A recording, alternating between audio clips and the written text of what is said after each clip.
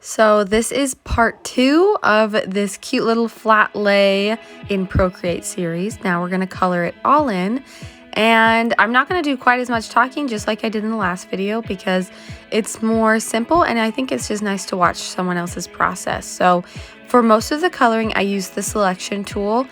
I make a layer separate from my outline layer and I use it as a reference, so I'll tap on the outline layer that I have selected, make it as a reference, so then I can use the selection tool and select certain areas just so I can color inside the lines. Sometimes I like to just take my time and color anyways. I feel like that's more of a soothing activity that I like to do, but when I'm doing it for a process or trying to get stuff done, I will use the selection tool. So selection tool automatic, and just tap the areas you want to fill. If it overfills, then just undo it, and then when you drop it again, don't pick up your pencil and just drag back to the left. That will make it less powerful of a fill. You'll see sometimes that it fills a huge area, and that's not what I want, and that's usually what I have to do. It's overfilling it because I did use a textured brush in order to do it, and sometimes I just forget that in a different layer it's not connected. So you see me create a new layer beneath this color one, or this notebook one. I thought I was going to do a pattern, and then I was like, nah, I'm just going to color it in, because I talked about doing patterns on it, but I changed my mind. So this one, I'm going to use the selection tool, drag it over just to make sure it's filled all the way to the edges, pick my color, tap the brush, and color it in. And I do that with a lot of them. And I'm going to speed some of this up just a little bit more because it's basically the same process throughout. And then I'll talk to you about how I do my shading and my highlighting once we get to that point in the video.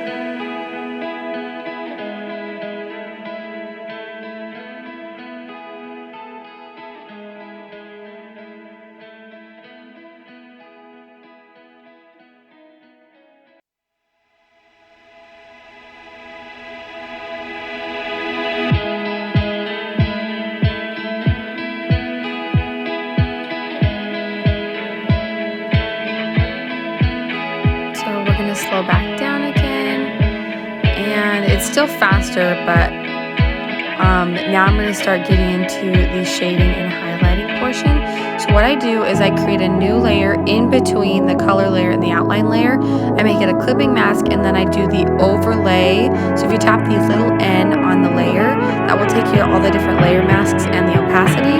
And I'm doing the overlay layer mask, and then I just work in grayscale. So I pick a light gray to do some shadows, white to do some highlights, and I didn't do them super intense on the notebooks.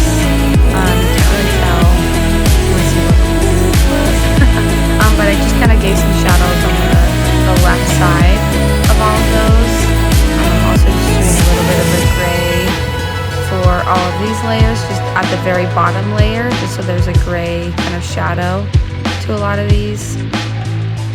And I'm not so concerned about having oh, my shadows are in the perfect direction and everything's perfect. I just feel like it adds another dimension, makes things a little bit more interesting. So that is how I do it. It's adding a new layer in between, making it a clipping mask, using an overlay layer, and then working in grayscale. So using a lighter white or a light gray color for my highlights, darker gray or black for my shadows.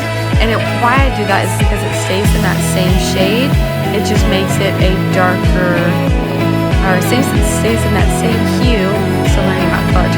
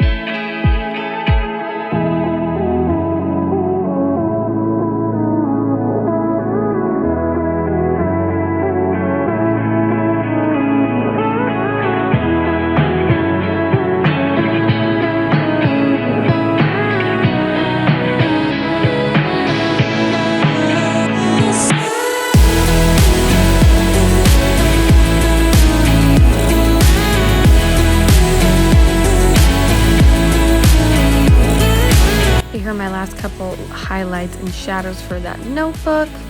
And now I'm going to create a texture for the whole background. So I'm just going to create a layer at the very, very bottom. I'm using a speckled brush. If you want to learn more about texture and the texture brushes I have a texture 101 video. I also used a darker, less opaque version of that same texture brush to add a little bit of an extra shadow, just for an extra added interest. And then I also made that in an overlay layer just so it wasn't as intense. But thank you so much for watching, and if you make anything like this, I'd love for you to tag me on social media, and if this helped you, please like and subscribe.